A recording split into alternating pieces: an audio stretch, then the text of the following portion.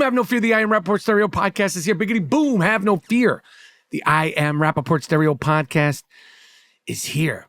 Date night. I went to go see this movie, Weapons, with Josh Brolin. Little did I know that it was a zombie/witch-themed dark comedy, but I still give it 2 thumbs up. Breakdown date night plus fantasy football. I have the number 2 pick in my fantasy football league. Who would you take as the number 2 pick in the 2025 fantasy football league? I feel the options, the opportunities, and what I think I'm going to do. Plus Khalil Mahmoud, Marshmallow, Khalil Mahmoud. You fuck you. He's getting it again. All that and more in a high-flying, fully disruptive I Am Rapaport Stereo Podcast coming up right now. Miles Jordan, a.k.a. the Bleach Brothers, a.k.a. the Dust Brothers. Start this puppy off with something real nice. Start this puppy off with something real loud. But most importantly, start this I Am Rapaport Stereo Podcast off with something real funky. This is the I Am Rapaport Stereo Podcast. Lickety, let's go. I Am Rapaport Podcast. Boom. Have no fear. The I Am Rapaport Stereo Podcast is here. Biggity boom. Have no fear. The I Am Rapaport Stereo Podcast is in the place to be. Welcome to the Iron Dome of Disruption. Welcome to the Ziggity Zone of Disruption. The name is Michael Rapaport, a.k.a. the Inflamed Ashkenazi, a.k.a. the Sultan of Sniff, a.k.a. the Raging Bullshitter, a.k.a. the Gringo Mandingo. Hope everybody's feeling real good. Hope everybody's feeling real safe. Hope everybody is feeling real sane. Hope everybody is feeling really sane. I Am Rapaport Stereo Podcast coming live and direct from the gloom tomb of New York, Nueve York. Hot. It's not crazy hot, but it's August in New York, so you know what it is. Anyway, I'm Rapaport Stereo Podcast coming live and direct. We are, if you can believe it or not, halfway through the month of August, halfway through the month August. I hope you are enjoying your summer while we have it. I hope you are enjoying your break. Hope you're enjoying the sun. Hope you're enjoying some time off. As much time off as you could possibly get. I know I am.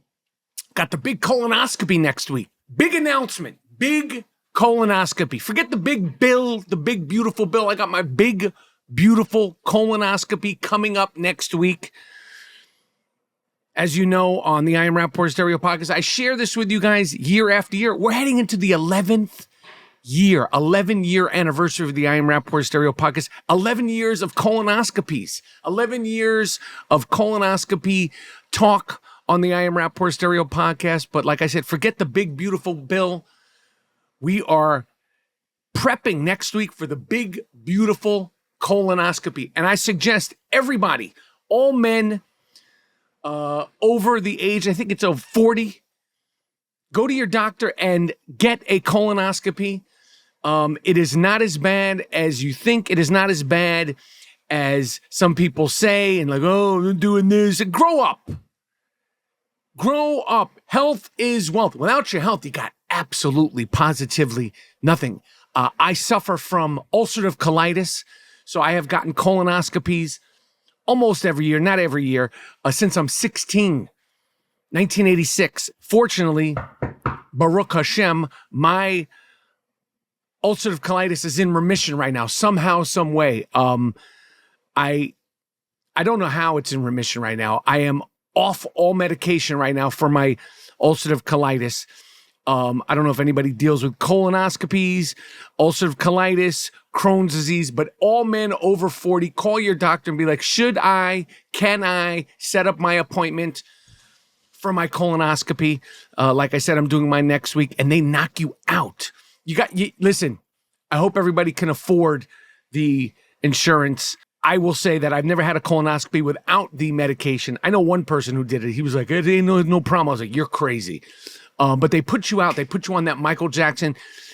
You're out. They literally count you down. They don't even count from 10. They count 7, 6, 5. And by 4, you're like gone. And then you wake up. It feels like you've been sleeping for a week. You wake up not even an hour later, and then they ship you out. That's my least favorite part of the colonoscopy is when it's over. So some people say the colonoscopy sucks. My least favorite part of the colonoscopy is when they wake you up and they go, okay, got to get dressed. Mr. Rapaport, You're going to meet the doctor in the lounge. She's going to talk to you, but you got to get dressed and you got to get out. I don't know where you're going to go, but you got to get out of here. But we got the big, beautiful colonoscopy coming up next week. And like I said, call your doctor and get yourself checked out, because without your health, you have absolutely, positively nothing. We all know this. Once your ankle hurts, once your stomach hurts, once your feet hurt, anything goes wrong, cold, sinus, headaches, all the joy goes out the door. How did I get on I didn't even know I was going to talk about my colonoscopy. It's not till next week. I'm actually looking forward to it. You know why I'm looking forward to my colonoscopy? I'm looking forward to my colonoscopy because I like knowing that I'm good. I like knowing that I am cleared. Obviously, with ulcerative colitis, you have to check these things. But whenever I go to the doctor and get that colonoscopy and he goes, "You're all good," I go, all right. One less thing to worry about, because the piles of things that I have to worry about, that everybody has to worry about in 2025, especially as an adult, are crazy. And it's just one thing you check off your list. Like I said, health is the most important thing. I don't even know how I got on that. I know that I'm be on tour this fall. I am performing all over the place. Am I coming to your city? I am performing in New Jersey, November 25th, 26th, 27th. I am performing in New Jersey, November 25th, 26th, 27th. I'm performing in Providence, October 2nd, 3rd, and 4th. I am performing in Denver, October 9th, 10th, and 11th. I am performing in Long Island. Governors in Long Island had a great show last time in November. I am performing in Arlington, Virginia, November 13th, 14th. I am performing in Chicago with Elon Gold and Modi, the 18th of December. I am performing in LA the 21st of December. All tickets, all information are available at michaelrapaportcomedy.com. Jersey, Providence, Denver, Long Island, Levittown, Arlington, Virginia, Chicago, LA. All tickets, all information is available at michaelrapaportcomedy.com. Am I coming to your city? Am I coming to your city? In January, I'm going to Tulsa, and I got all other places. But 2025, it's all up, michaelrapaportcomedy.com. My wife and I went on an impromptu date the other day. If you don't know, my wife and I, Kibi, we co-host a podcast, Rapaport's Reality. Me and my wife co-host a podcast, Rapaport's Reality, where we discuss all things reality TV, and we are in a fantastic summer of reality TV. We are in a beautiful, fantastic summer of reality TV. We drop it like clockwork every single Wednesday. Rapaport's Reality. Me and my wife, we break things down. Right now we got The Valley. The Valley reunion is one of the best reunions ever. Is it fun? No. Is it captivating? Absolutely, positively. Is it dark? Yes. Is it lighthearted? Definitely not. But the reunion of The Valley, season 2, excellent, excellent TV. And of course, we have The Real Housewives of Miami, awesome. Real Housewives of Orange County. The Real Housewives of Miami and The Real Housewives of Orange County are two Bravo Real Housewives show that have all of their essence and integrity intact. Season after season, season after season, both of these shows continue to come back and deliver episode after episode, and both of them are fantastic this summer. Miami, Marisol, Kakis, and Shannon Bedore, and the whole crew, Tamara Judge and the whole crew, hailing out of Orange County, OGs of the OCs. But we drop a podcast every single week, Rapaport's Reality. We discuss all things reality TV, all things popular culture, and some curated tidbits from the comings and goings of our relationship. Not too much, but not too little. Just the right amount. You should subscribe, rate, and review, and check out Rapaport's Reality. We drop it on all podcast platforms. But my wife and I went on an impromptu date the other day. We were sitting around, and I was scrolling on the internet, and I had been hearing so much about this movie Weapons, starring Julia Garner and Josh Brolin. Julia Garner, who I love. I love Julia Garner, who at one point was set to play Madonna. I guess they were going to do a Madonna film about how she started her career, not the Life and Times of Madonna, which obviously at some point will get done. But I really like this actress, Julia Garner, who I found, I discovered, I saw her for the first time on that show, that Jason Bateman show. What the hell is the name of that show? Whatever the name of the show is, that Jason Bateman show. Anyway, she's dope. And Josh Brolin, and I have been hearing all these great, this is the best movie of the summer. It's incredible. It's a thriller. It's this, that, and the third. I didn't hear anything about this movie, Weapons, having anything to do with witches or zombies. Now, this was a very, very, very, very well done film, Weapons. Julia Garner, Josh Brolin. I actually give it 2 thumbs up. I give this film 2 thumbs up. However, I thought it was some sort of thriller based on what I was seeing on social media. And we said, you know what, babe? We don't know much about it. We love Julia Garner. We love Josh Brolin. Who doesn't love Josh Brolin? We're going to go see it. Sight unseen, trailer unseen. It's a thriller about kids disappearing. Unbeknownst to my wife and I, this is not just a thriller about kids disappearing. This is some kind of wacky zombie witch film. I don't want to give away how the kids disappeared, but it had something to do with zombies and witches. Now, I don't know if you know this about me. I don't do vampires. I don't do zombies. I don't do witches, ghouls, goblins. I don't do any of it. Now, if you want to hire me to be an actor in a vampire, I think I'd be a great vampire. Imagine me in a vampire movie. I come to suck your blood. I'd be great in that. But as far as the kind of films that I like, I don't fuck with zombies. I love the movie Zombieland. There's been zombie films that I like, but I'm not a zombie horror aficionado. This film, Weapons, now that I'm looking at it, is sort of being described as a dark zombie thriller comedy. I'm going to tell you that I don't think this is a dark thriller zombie comedy. I think it's a very, very, very well done film. I give it 2 thumbs up. I just didn't know that we, on a Sunday afternoon, were going to see a dark zombie witch-themed kid disappearing dark comedy. I didn't know that.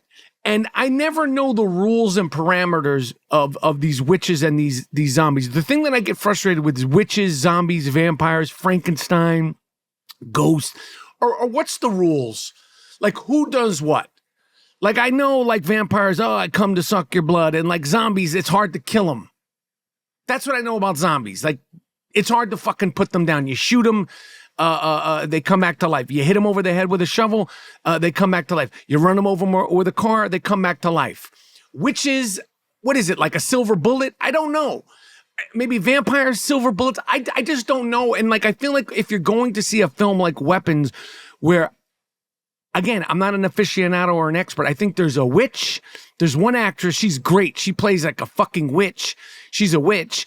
And then I think she's a witch that turns people into zombies. Again, the thing I don't understand, and the thing that was frustrating me about Weapons, the film Weapons with Josh Brolin and Julia Garner, is what are the rules? What's the rule book? What are the parameters? Can you be a witch that turns people into zombies? Can you be a witch that turns people into vampires? Like, are they vampires? Are they? They never say, oh, these little fucking kids have been turned into vampires, and Julia Garner, she might be a zombie. Like, I get confused. That being said, I highly recommend the movie Weapons with Josh Brolin and Julia Garner.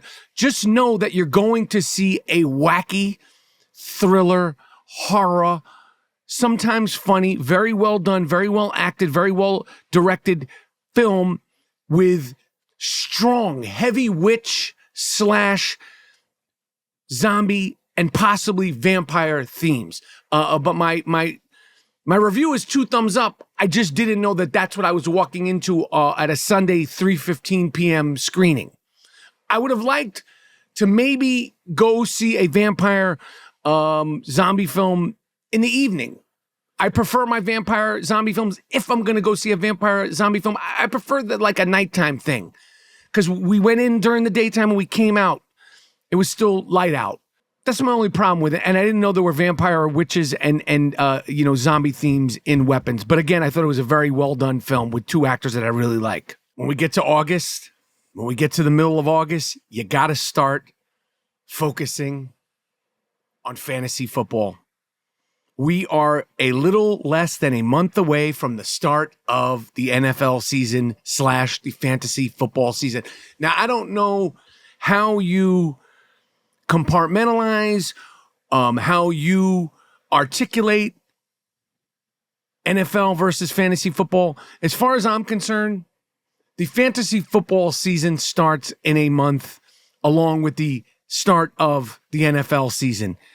For those of you who don't know, I am a senior fantasy football analyst, a champion, a senior fantasy football analyst. They call me the guru, okay? There's fantasy football gurus. There's only one fantasy football guru. I'm a champion. I have won my coveted, very competitive money league.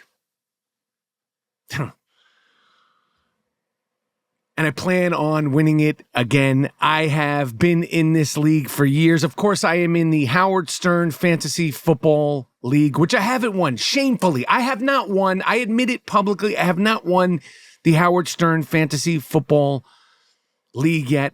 I've been to the mountaintop and I've gotten kicked down. I have made it to the mountaintop of the Stern Show Fantasy Football League and gotten kicked down. Right when I was ready to put my flag. The name of my team is, of course, Rapaport's Delight. Right when I was to put that Rapaport's Delight flag in the Stern Show Fantasy Football League mountaintop, I have been kicked down by that yuck mouth, dirty-lipped baboon, Baba Booey. I have been kicked down by JD and other people. I don't even care to mention them. I haven't won the league. I'm embarrassed by it. This is my year. I want to win that league and then shut the fucking league down, the Stern Show Fantasy Football League. It's like wrangling, infected pigs just to get a draft. We don't even have our draft date. We don't have our draft order in the Stern Show Fantasy Football League. That's neither here nor there. What I am here for today is to discuss fantasy football, preparing myself, preparing you, okay? Rapaport's Delight, a.k.a. A History of Violence, a.k.a. Make It Stop, a.k.a. There Will Be Blood, baby. We are back. We are ready to double up, win my money league, and win the Stern Show Fantasy Football League. Right now, mid-August, mock draft season / duress mock draft season. Are you mock drafting, bro? You mock draft, bro? It's mock draft season. And if you're going to mock draft, you might as well duress mock draft. What's a duress mock draft in fantasy football? I'll tell you what it is. You make a pick, you go run around the block, you come back, second pick. You make your second pick, you take a cold shower, you do 10 push-ups, you make another pick. You want to draft in and under duress. You want to prepare yourself for anything. You don't know what you're going to deal with during your fantasy football draft. That's why I invented duress mock drafting. Right now, we are in duress mock drafting for fantasy football season 2025 / 2026, respectfully, if you're lucky. If you're lucky, you'll be playing into 2026. Some of you won't be playing into 2026, and it's probably because you're not going to win your draft. You must win your draft. And in order to win your draft, you must know your guys and get your guys. You must know who you want. And you must know, even more importantly, who you don't want. Know your guys, get your guys. One misstep, one bad pick can destroy your entire draft, aka your entire season.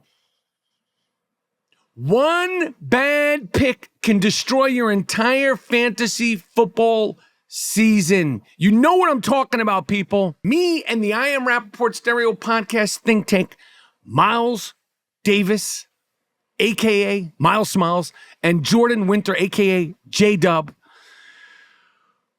We prepare, we mock draft, we duress mock draft. In my money league, I have the number 2 pick. Now, in my Stern Show Fantasy Football League, I don't know what pick I have because as of right now, we don't know when the draft is or what the draft order is. Because like I said, it's like wrangling dirty, disgusting, infected dogs in that league. I have the number 2 pick overall. If you have the number 2 pick overall in your fantasy football league, who would you take? Who should I take? Leave a comment. Let me know. Are you a fantasy football competitor? If you have the number 2 pick in your league, who would you pick? I am going to tell you right now, not all leagues are created equal. Some are PPR, some are half PPR, some are no PPR. My league is a 1 point per reception league, aka PPR. Do you like PPR? Leave a comment. Do you love fantasy football? Leave a comment. Are you pumped for fantasy football? Leave a comment. Do you mock draft? You mock, bro? You duress mock fantasy football draft, bro? Some seasons it's all about receivers. Some seasons it's all about running backs. I will say historically, and we crunch the numbers at the I Am Rapaport Stereo Podcast, historically, when I have gone with my running backs, leaned into my running backs off the top, I have been successful. I'm not to say that I haven't been successful when I've leaned into wide receivers. Okay, some may say that receivers are more valuable. Let's break it down. Every single week in my money league, we get to start 1 quarterback, 2 receivers, 2 running backs, 1 tight end, 1 flex, 1 kicker, 1 defense. Pretty basic, pretty straightforward. Yes, we still have kickers. Kickers win games. I have to kick butt this fantasy football season. I wanted Ja'Marr Chase at number 2, but it doesn't seem like that's going to happen. It feels like everybody is going to take Ja'Marr Chase. Everybody and their mom is going to take Ja'Marr Chase in the number 1 pick. If you have the number 1 pick, who are you taking? Are you taking Ja'Marr Chase? Let me know. Leave a comment. If you have the number 1 pick in your fantasy football league, let me know who you are going after as of today. Obviously, injuries and all that stuff. We don't want anybody being injured. But as of today, who would you take if the number 1 pick in your fantasy football league? Last year, Ja'Marr obviously was playing for a new contract. He got it. Is the fire and desire still there? Shout out to Rick James and Tina Marie. Fire and desire. You're probably like, what? Look up Rick James, Tina Marie. Great song, Fire and Desire. Or was that Smokey Robinson and Rick James? Anyway, that's neither here nor there. Last year, I had the 7th pick. I took Tyreek the Freak, and that was a huge mistake. Stay away from Tyreek the Freak. Stay away from Miami Dolphins. It's too much chaos, too much infighting. Tua, I wish you nothing but the best. Why are you still playing? Also, Tua, Miami Dolphins, who's your backup quarterback? Because inevitably, unfortunately, we all can bet on one thing, that Tua is not going to make it through the entire football season. Who's your backup quarterback, Miami? I am staying far away from Miami. I'm staying far away from Tyreek the Freak. That was brutal what happened last year. Justin Jefferson of the Minnesota Vikings, hamstring issue. I got a hamstring issue. That's probably the only thing physically that me and Justin Jefferson have in common. I got a hammy issue. Justin Jefferson also has a hamstring issue. He always seems to miss a few games during the season. He's got a new quarterback, J.J. McCarthy, who was sick at Michigan. But this is the NFL. I think he's going to step it up. He was hurt last year, and I'm glad he was able to sit. Like I said, he had an incredible run at Michigan. And all these young quarterbacks, I think it's important for them to sit. Let them understand it. And unless you're like a freak, Jaden Daniels, maybe Bo Nix. I like when these quarterbacks sit, but we got JJ and Justin Jefferson. You got JJ and JJ. Is Justin Jefferson ridiculous? Yes. Is he a touchdown machine? Absolutely. Am I going to take him with my number 2 pick? I don't know. I've never had Justin Jefferson on my team. He has beaten me up Would you take Justin Jefferson as the number 2 pick in your fantasy football league? He's sick. Justin Jefferson and JJ in Minnesota. But like I said, he's got a hammy issue and he always seems to get dinged up for 2, 3, maybe 4 games. Next up on my coveted depth chart, CD Lamb, Dallas Cowboys, who are going to be playing from behind a lot this fantasy football season. He destroyed me last year. In one game, CD Lamb destroyed me. But whether it's CD Lamb or Dak Prescott or a guard or a tackle, somebody is always dinged up, banged up in Dallas. They make me nervous. I had him on my Stern Show Fantasy Football League, and some weeks he was great, and some weeks he was like, is this guy on my fantasy football team? Where are you, CD? I'm knocking on your door. I'm looking for you week after week. When he's on the field and he's getting him the ball, he's ridiculous. Sometimes, number one, he's not playing. Sometimes he's not getting the rock. Dak, I need you to get CD Lamb the rock. I could see the Dallas Cowboys being behind a lot this year, being forced to throw the ball, which definitely interests me for fantasy football purposes. And then you got the Bengals, you got Chase, you got Jefferson, you got the Vikings, you got CD Lamb and the Cowboys. These teams are going to be fun to watch week after week after week. I am trying to figure out who should I pick with my number 2 draft spot, my number 2 draft spot. Who would you take? Rule number 1, 2, and 3, even more so than know your guys, get your guys. No, rule number 1, 2, 3, there are absolutely no feelings in fantasy football. None. 0.0 feelings in fantasy football. If you're a fan, don't play fantasy football. If you're there because you're picking your guy because you're a Giants fan, you're not going to win your fantasy football league. If you're picking guys because you're a Miami Dolphins fan, an LA Rams fan, or a Detroit Lions fan, you are not going to win your fantasy football league. There are no 0.0 feelings in fantasy football. None. But I'm not sure who I'm going to pick with my number 2 draft slot. I mean, who would you consider picking with your number 2 pick? There's a lot of hype around Brian Thomas Jr., respectfully. I had him last year. He's talented, but number 2 pick? A number 2 pick? I don't know. Nico Collins, he's a horse. He destroyed me last year. Hamstring issues also. Missed a lot of time. Malik Neighbors, of course, he had that concussion issue. I don't know. It feels like the wide receiver pool is deeper in talent for fantasy, but is also lacking the superstar powers of years past. Running backs.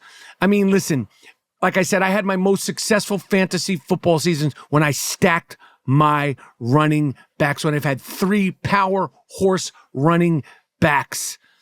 That's when I have kicked butt, my championship seasons. But the league is changing and every season is different. Fantasy football do not live in the past, whether it's running backs by committee or more involved 3 or 4 receiver sets. Running back conversation is more convoluted than ever. It is crazy. But there are horses that I have interest in. Again, I am talking about my number 2 pick in my fantasy football league. I feel like I am going to get a running back. Bijan, get your weight on. Bijan Robinson of the Atlanta Falcons is a beast. I am also high on Michael Penix Jr., finding ways to get him the rock.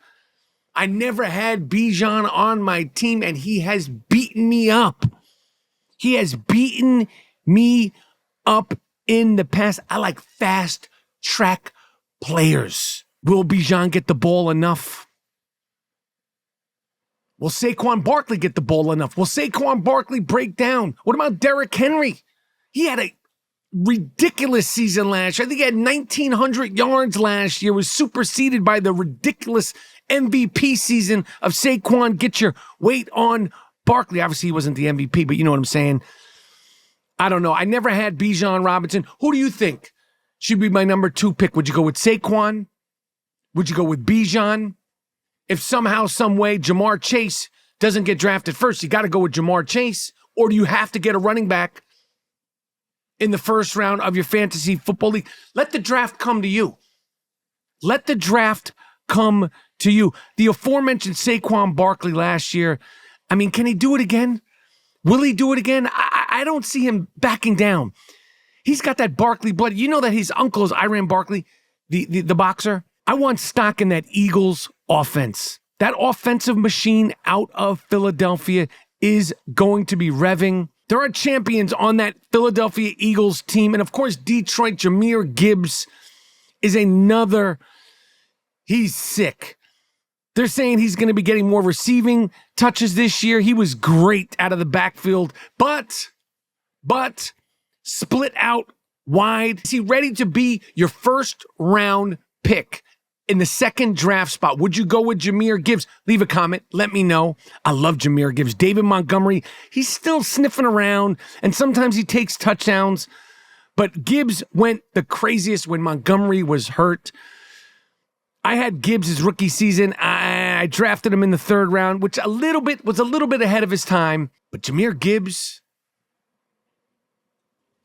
Bijan Robinson, Saquon Barkley, these are all strong first round number 2 picks. And you can't disrespect the good Christian. You can never disrespect the good Christian. The good Christian shows up every single Sunday. Or the young stunned Ashton Genty in Vegas. He's good too. You cannot mess up your first round pick. I cannot mess up my first round pick. Who else has the number 2 pick in their draft? Who are you going with? Let me know. Leave a comment. Who are you excited about? Leave a comment. Who are you staying away from? It's also important in fantasy football, again, to know your guys, know who you want, and know who you don't want. Who are you staying away from in fantasy football? Fantasy football is less than a month away. Are you ready for some football? Are you ready for some fantasy football? Let's fucking go. Anyway, what else is going on? Told you, performing live in the fall. Jersey, Rhode Island, Denver, Virginia. All tickets, all information is available at michaelrapaportcomedy.com, michaelrapaportcomedy.com. I start in Jersey in September. And then, like I said, I'm in Denver. I am in Rhode Island, Providence, Rhode Island. I am in Virginia. I'm going to Chicago. I'm going to L.A. All tickets, all information available at michaelrapaportcomedy.com, michaelrapaportcomedy.com. Come see me live. Yo, and if you've never seen me live, you listen to the I Am Rapaport Stereo Podcast, all you got to do is say, yo, Dingo. Ask anybody who listens to the podcast. All you got to do is say Dingo. I Am Rapaport Stereo Podcast, the viewers, Rap-A-Pack, respectfully, worldwide, they know me as the Gringo Mandingo. If you say Dingo, I know you listen to the podcast. I give you the love and the attention that you deserve because I appreciate everybody that listens to the I Am Rapaport Stereo Podcast. You could watch the I Am Rapaport Stereo Podcast on my YouTube page. The link is right there. Crazy summer. New York, if you don't wake up, Zohran The Moron is going to be mayor of New York. New York City, if you do not wake up, you do not get involved. Every vote counts. Remember that? Rock the vote, MTV. If you don't rock the vote, like when NSYNC was popping on MTV, if you don't rock the vote, like when the late, great Aaliyah was popping on MTV, Zohran The Moron is going to win. I never thought that I would be saying this. It's August. I would be like, oh, it's November. It's fun. Yo, we don't activate right now. Zohran The Moron will become mayor of New York City. Zohran the fucking moron will become mayor of New York City. And I'm going to tell you something. For me, somebody like myself, I live on the Upper East Side of Manhattan. I have grown up walking by Gracie Mansion. I live 10 minutes away from Gracie Mansion. I cannot fathom the idea of Zohran the Moron occupying Gracie Mansion as the mayor of New York City. Nepo baby, spoon up his keister. He's leading every fucking poll. One of you fucking guys need to drop out. I don't expect, nor do I think it's respectful to think that Mayor Eric Adams, whether you like him or don't like him, should drop out. He's the mayor. You, Cuomo, you lost.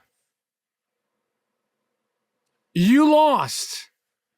Somehow, some way, Cuomo, who lost, is leading in the polls over Mayor Adams. It's a shit fling. It is a yo, I'll back Curtis Lee if I need to. It's anybody but Zohran. That's 2025 mayor of New York City. The slogan is anybody but Zohran the fucking moron. And Zohran the moron's first lady, it's looking like it's going to be Marshmallow Khalil Mahmoud. This little fucking Khalil Mahmoud, this fucking guy, Marshmallow Muhammad Khalil or Marshmallow Khalil Mahmoud. I'm not sure of his name. I'm not going to learn his name. You don't get my respect. But some of the most discussed, watched, listened to episodes of the I Am Rapaport Stereo podcast have been when I have hammered Marshmallow Muhammad Khalil, who somehow, some way,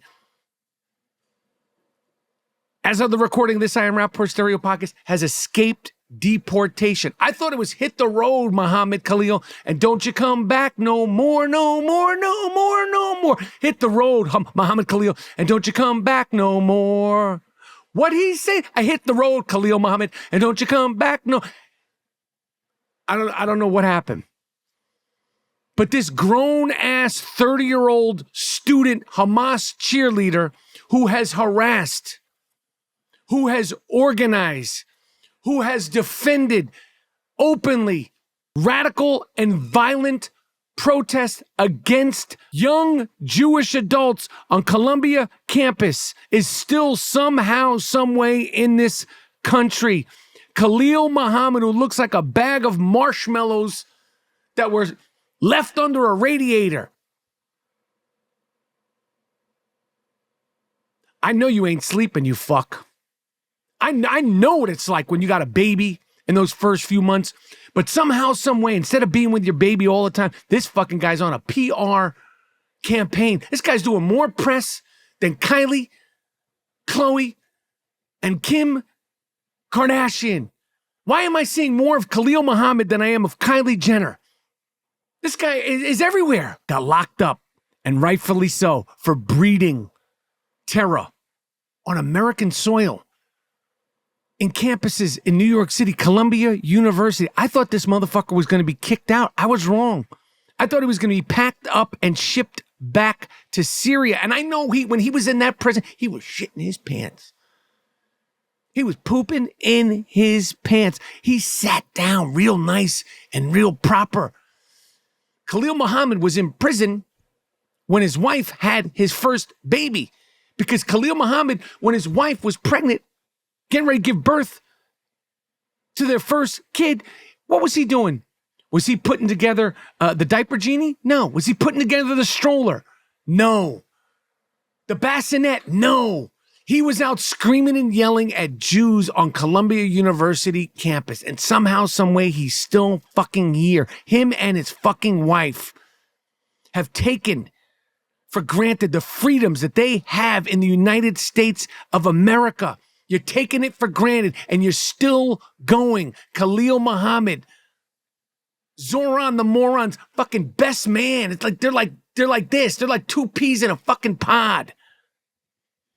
And as soon as he got out of jail, who was there to hug him, to kiss on him? AOC. I want to see AOC and Marjorie Taylor Greene in the ring, oiled up, death match. They're one and the same. AOC and Marjorie Taylor Greene. Matter of fact, I'll have AOC and Jasmine Crockett. I think Marjorie Taylor Greene could take on both of them, a tag team. Not at the same time, tag team. Marjorie Taylor Greene versus AOC and Jasmine Crockett. It's a 2-on-1. But you know Marjorie Taylor Greene, she's out of her fucking tree. She does CrossFit, and she's plugged into the Jewish space laser program. She'll be fine 2-on-1. Who do you got? Miserable Marjorie Taylor Greene, who's got the face of a middle linebacker and the feet of Barney Rubble, versus AOC and Jasmine Crockett. I got my money on miserable Marjorie Taylor Greene. Like I said, she's got that good Jewish space laser program. Not everybody is plugged into the Jewish space laser program. As soon as Khalil Mahmoud got out of prison, has he disappeared? As he kept his head down, as Chuck Schumer told Jewish students to do on the university? Chuck Schumer said that Jewish students should just keep their heads down. Has Khalil Mahmoud kept his head down, kept his nose clean, maybe read a book on how to take care of his newborn, what to expect when you're expecting? Has he done any of that? No. He went right back to the front lines talking that shit. That terror apologist, terror adoring bullshit. And Bernie Sanders, he loves it. Bernie Sanders, I don't like to, I'm not going to name names. All of these Jewish people in government, all of these Jewish podcasters, all of these Jewish entertainers, all of these Jewish people on social media, I want you to never, ever, ever forget for a second. You can praise Hamas all you want. You can rationalize terror all you want. You can sympathize terror all you want. You can quote this book and that book and Norman Stinkelstein, and you can do whatever you want. But all of you Jewish people, just know this. Just know this. If you or any one of your family members, friends, were in Israel on October 7th, you would be treated like all the other Jews were treated. I don't care how many watermelons you post. I don't care how many podcasts you listen to. I don't care how many Norman Stinkelstein quotes you quote or Greta Thunberg bullshit you're into. All of you as a Jews, never forget, if you were in Israel on October 7th, you would be treated as a Jew. I don't know what the fuck is going on with Jews in this country. I don't know why it is so hard to have some self-respect, some dignity, some knowledge of self. And if you didn't have any self-respect, dignity, and knowledge of self before October 7th, you've had 680 days to get some. Bernie Sanders and the rest of you, shame on you. Shame on you. Deep, deep, deep shame on you. And you chum it up with people like Khalil Mahmoud, who will not condemn Hamas because he loves them. He idolizes them. He wants to gargle their dirty, sweaty balls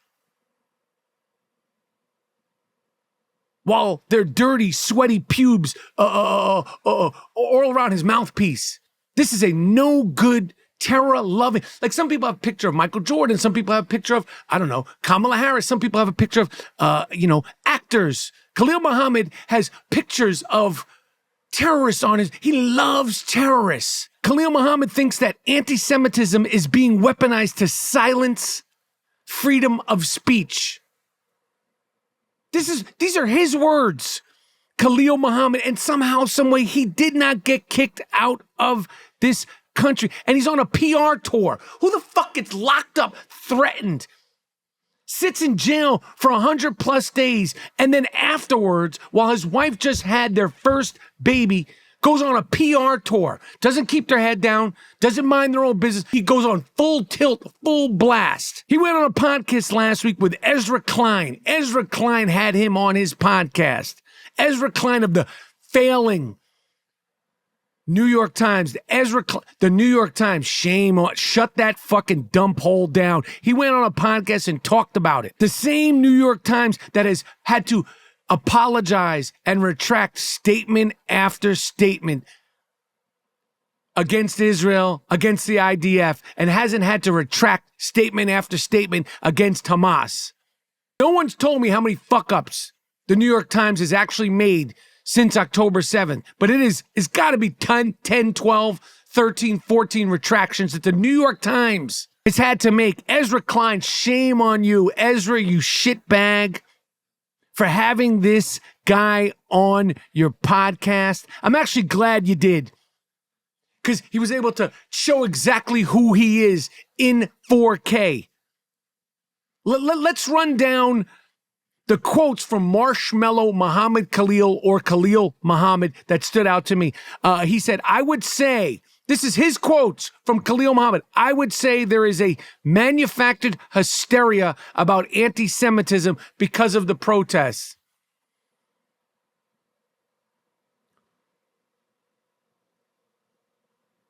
It's not like anti-Semitism is happening because of the Palestine movement. No, it's not. It's not like anti-Semitism is happening because of the Palestine movement. It's just gone into a new plateau because of the Hamas movement. It's not the Palestine movement. It's not the people of Gaza movement. Marshmallow Muhammad also on Ezra Klein's podcast. Somehow, some way, these guys try to rationalize every single thing. He tried to explain and mansplain what globalize the Intifada actually means and the ramifications of globalizing the Intifada. Tried to rationalize from the river to the sea, Palestine will be free. Because he screams them, he believes them. Globalize the Intifada means attack all Jews, violence against all Jews and incels, anybody who is not a radical jihadist like Khalil Muhammad Khalil. This is a radical jihadist in the streets, on the streets of New York. And Ezra Klein, you had him on the New York Times podcast. Shame on you. And of course, the thing that everybody got fucking pissed off about with this Khalil Mahmoud, when he was asked if October 7th was something that needed to happen, even though it was a war crime to target civilians, Khalil Mahmoud said, and I quote, just to break the cycle of Palestinians not being heard. And to me, it's a desperate attempt to tell the world that Palestinians are here, that Palestinians are a part of the equation. That was my interpretation of why Hamas did October 7th and why they did the attacks on Israel. That was your interpretation? Unfortunately, we couldn't avoid such a movement. Really? Unfortunately, you couldn't avoid kidnapping, raping, burning civilians, mothers, children alive. You couldn't avoid such a movement? Well, if you couldn't avoid such a movement, don't complain about the ramifications of people reacting to the movement, resisting the resistance. Marshmallow Muhammad, gargle, loves to gargle those dirty, stinky, terrorist Hamas balls. Unfortunately, we couldn't avoid such a movement. And he said it was clear that the Saudi-Israeli deal was very imminent and Palestinians wouldn't have a path to statehood and self-determination, so they had to do that. So what do you got now? Australia said that they will recognize Gaza as a state. Who's going to run it? Hamas? What are the borders? Who's the government? I wear a Knicks jersey. Can I get recognized as an NBA player? I walk around with a Yankees hat on. Can you recognize me as Reggie fucking Jackson? You could recognize Palestine, Gaza as whatever you want. If they don't act like a state, behave like a state, they ain't never, ever gonna be a state until Hamas. And Hamas is the reason why we're here. Hamas is the reason why we are here. Until Hamas is eradicated, eliminated, or they surrender and they come out with their dirty, sweaty, stinky, kidnapping, killing, raping, hands up. None of this shit's gonna get fixed. I don't care how much you rationalize it. who recognizes what as a state. You could call it whatever you want. I wear a Knicks jersey and walk around with a basketball. Does anyone recognize me as an NBA player, but you recognize Gaza as a state? Khalil Mahmoud. Citizenship is earned, motherfucker. Get this fucking guy out of here, Khalil Mahmoud. Marshmallow Muhammad. Khalil Mahmoud openly, proudly aligns with a group that wants to see the end of Judaism, the end of a Jewish state, the end of Christianity, the end of Western civilization. Marshmallow Muhammad. Go change a fucking diaper. People are taking photographs with this guy like he's some sort of fucking hero. You're taking photographs with Khalil Mahmoud like this is some sort of fucking hero. Shame on each and every one of you. Done. I Am Rapaport Stereo Podcast. I'm out. Make sure you tell a friend who tell a friend about the I Am Rapaport Stereo Podcast. Make sure you subscribe, rate, and review. Miles Jordan, a.k.a. the Bleach Brothers, a.k.a. the Dust Brothers. Take me at it with something real nice. Take me at it with something real loud. But most importantly, take me out of here with something real funky. See, I Am Rapaport Stereo Podcast. I'm done. I am Rapaport Podcast.